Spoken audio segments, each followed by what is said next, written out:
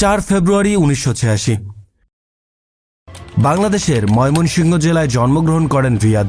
ছোটবেলা থেকেই ক্রিকেটের প্রতি প্রচণ্ড ভালোবাসা ছিল তার। বিশেষ করে তার বড় ভাইয়ের প্রচণ্ড উৎসাহের কারণে রিয়াদ একজন ক্রিকেটার হওয়ার স্বপ্ন দেখেছিলেন। পাকিস্তানের লিজেন্ড ক্রিকেটার সাইদ আনোয়ারকে নিজের আইডল মনে করে ক্রিকেটকে ভালোবাসতে শেখা রিয়াদ যে বাংলাদেশ ক্রিকেট দলের একজন গুরুত্বপূর্ণ সদস্য হয়ে উঠবেন সেটা ভেবেছিল কে? 25 জুলাই 2007 বাংলাদেশ ক্রিকেট দলে রিয়াদের আগমন হয় শ্রীলঙ্কার বিপক্ষে একটি ওয়ানডে ম্যাচ দিয়ে। সেই সময় শ্রীলঙ্কার দলটি ছিল আন্তর্জাতিকভাবে স্বীকৃত একটা শক্তিশালী ক্রিকেট দল। সানাত জয়সূরিয়া, কুমার সাঙ্গাকারা কিংবা জয়বর্ধনের মতো দুর্ধর্ষ সব ব্যাটসম্যানদের নিয়ে সাজানো ছিল শ্রীলঙ্কার ব্যাটিং লাইন আপ। সেই তুলনায় বাংলাদেশ ক্রিকেট দল ছিল একটা আনকোড়া আর দুর্বল প্রতিপক্ষ।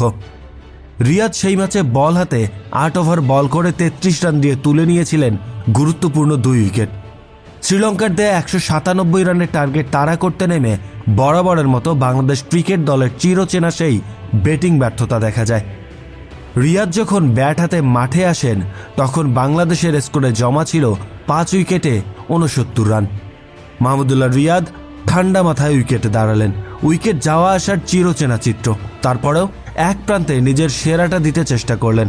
54 বলে খেললেন 36 রানের দুর্দান্ত একটি ইনিংস। তার ঠান্ডা মাথায় খেলার ধরন, উইকেট ধরে রাখার ক্ষমতাই বুঝিয়ে দিয়েছিলেন খুব তাড়াতাড়ি হারিয়ে যেতে আসেননি তিনি। সেই থেকে বাংলাদেশ ক্রিকেটে শুরু হয় মাহমুদুল্লাহ রিয়াদ চ্যাপ্টার।